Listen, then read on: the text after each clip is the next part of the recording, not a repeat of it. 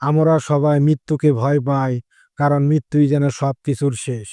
কিন্তু হিন্দু দর্শনে বলা হয় মৃত্যু কোনো শেষ নয়, বরং একটি নতুন শুরু।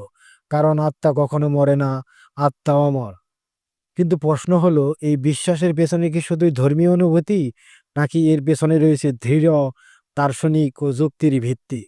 আজকের ভিডিওতে আমরা জানব আত্মা অমর এই ধারণার পেছনের 5টি প্রধান যুক্তি। গীতার বক্তব্য। ভাগবত গীতায় 2য় অধ্যায়ে শ্রীকৃষ্ণ বলেন, ন হন্যতে হন্য মানে শরীরে, অর্থাৎ শরীর নষ্ট হলে আত্মার মৃত্যু হয় না। শরীর পরিবর্তনশীল, কিন্তু আত্মা চিরস্থায়ী। যেমন পোশাক ছিঁড়লে আমরা নতুন পোশাক পরি, তেমনি আত্মাও পুরাতন দেহ ত্যাগ করে নতুন দেহ গ্রহণ করে। এই দেহের মৃত্যু মানে আত্মার মৃত্যু নয়। আত্মা পদার্থ নয়, চেতন সত্তা। আত্মা কোনো বস্তু নয় যে পুড়ে যাবে বা পচে যাবে। আত্মা হলো চেতনা বা সচেতন সত্তা।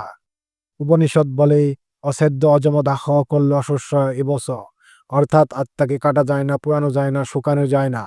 এর কারণ আত্মা কোনো পদার্থ নয়, এটা সেই সত্তা যা আমাদের আমি বলার অনুভূতি দেয়। পুনর্জন্মের ধারণা। হিন্দু ধর্মে বিশ্বাস করা হয় মৃত্যুর পর আত্মা তার পূর্বকর্ম অনুযায়ী আবার জন্ম নেয়। যদি আত্মা নশ্বর হতো, তাহলে জন্মান্তরের কোনো প্রশ্নই উঠত না।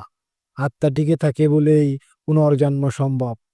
গীতায় বলা হয়, যথা পুরাণী শরীরানি তজ্জতি নর, তথা শরীরান্ন নব্যানি গৃহাতি, অর্থাৎ মানুষ যেমন পুরাতন কাপড় ছেড়ে নতুন কাপড় পরে, আত্মাও ঠিক তেমনি পুরাতন দেহ ছেড়ে নতুন দেহ গ্রহণ করে। আত্মবোধ বা আমি অনুভূতি। আমরা সবাই প্রতিদিন অনুভব করি, আমি ভাবছি, আমি অনুভব করছি, আমি স্বপ্ন দেখছি। এই আমি বোধটাই আত্মার পরিচয়। ঘুমের মধ্যে শরীর বিশ্রামে থাকলেও স্বপ্নে আমরা চলাফেরা করি। এটা প্রমাণ করে শরীর ছাড়া একটা চেতন সত্তা আমাদের মধ্যে রয়েছে, যেটা শরীরের বাইরে গিয়েও টিকে থাকে। উপনিষদের ঘোষণা।